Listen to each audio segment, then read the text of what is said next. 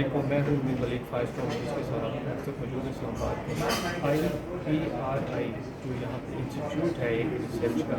یہاں پہ آج ایک سیمینار جو 5 اگست کو انڈیا کی طرف سے ایک سالانہ پروگرام کیا گیا جس کو آج کشمیری فلیگ ڈے کے ساتھ مناتے ہیں. اس کے اوپر ایک یہاں پہ ایک سیمینار ہوا جس میں مشال ملک شاید محمد سید دیگر جو سیاستدان یہاں پہ اس میں شامل ہوئے اور اس سے ڈیٹیل بات ہوئی کہ بیسیکلی یہ جو آرٹیکل 370 35A ہے اس کو جو معطل کیا گیا اور جو اسپیشل جو حیثیت تھی کشمیر کی اس کو ختم کیا گیا. اس پہ ڈیٹیل پہ بات ہوئی، اس بات بھی ہم کریں گے اور اس کے اوپر گفتگو کریں گے. بیسیکلی سیمینار کا جو مقصد تھا وہ کیا تھا، جو سینٹ جو ہے آج ان کا پلان ہے اس کے ساتھ کیا یکجہت. آج 5 سال کمپلیٹ ہو گئے ہیں جو آرٹیکل 370 اور 35A کو معطل کیا گیا. آپ کیا سمجھتے ہیں اس وقت کشمیر میں جو ایک اسٹرگل چل رہی ہے اب مزید کیا اقدامات کرنے کی ضرورت ہے؟ ڈیڈ لاک آیا ہوا ہے ہر لحاظ سے. اگر دیکھا جائے کشمیریوں کو سائلنس کیا ہوا ہے.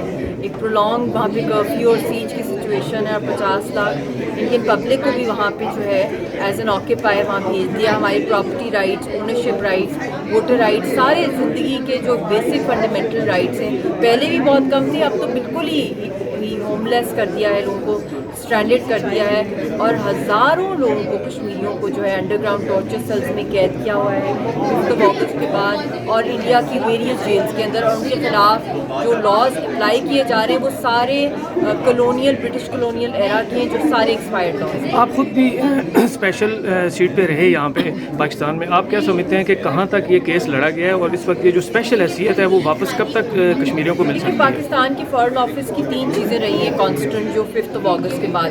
ایک تو انہوں نے کوئی بھی ان کے ساتھ جو ہے ڈاؤن گریڈ کی اپنی ڈپلومیٹک ٹائز، ٹریڈ ٹائز.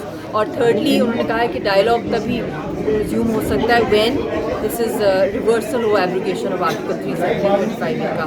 مگر انٹرنیشنل عدالتوں میں یا انٹرنیشنل یونیورسل جورسڈکشن کے مطابق جو ہے انٹرنیشنل لا، ہیومینیٹیرین لا کے اکارڈنگلی جو ایکشنز کشمیریوں کی زندگیوں کو بچانے کے لیے، جینوسائڈل ایکٹس کو روکنے کے لیے وہ میجرز جو ہیں وہ بہت لازمی ہے کہ پاکستان کی اسٹیٹ جو ہے کے ساتھ اسٹرانگ ایک لیگل انٹرنیشنل لا کی ٹیم ہو اور وہ ایکشن دیے جائے، ورنہ تو ہم ایک بالکل ہی ایکسٹنکٹ ہو رہے ہیں.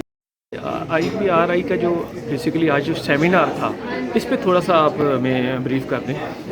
یہ IPRI کا آج سیمینار تھا آن لیگل ڈپلومیسی اور کیسے پاکستان لیگل آپشنس کو یوز کر کے کشمیر کاز کو اور زیادہ آگے ایمپلیفائی کر سکتا ہے، انٹرنیشنلی اس چیز کو لے جا سکتا ہے اور اس پہ اویئرنیس کریٹ کرنا اس کا پرپس ہے کہ کشمیر کاز کیسے ہم اس پہ زیادہ اویئرنیس کریٹ کر کے اس پہ ایک میننگ فل ایکشن کریٹ کر سکتے ہیں اور ایک میننگ فل کوئی نہ کوئی اس کے اوپر ہم ریزولوشن پاس کر سکتے ہیں جس سے کشمیریوں کی حق کے رائے دہی کو ہم آگے ریئلائز کر سکیں انٹو ریئلٹی. دیکھیے جی، اس سیمینار کی بڑی اہمیت ہے کیونکہ 2019 کو آج سے کچھ چند سال پہلے انڈیا نے ایک اور طرح سے سیاہ تاریخ رقم کرنے کی کوشش کی ہے، کشمیر کے ایک اور باب ایڈ کرنے کی کوشش کی ہے. وہ اس طرح سے کہ انہوں نے جو آرٹیکل 370 ہے جو کشمیریوں کو ایک اسپیشل اسٹیٹس دیتا ہے اس کو ان سے کمپلیٹلی چھین لیا ہے.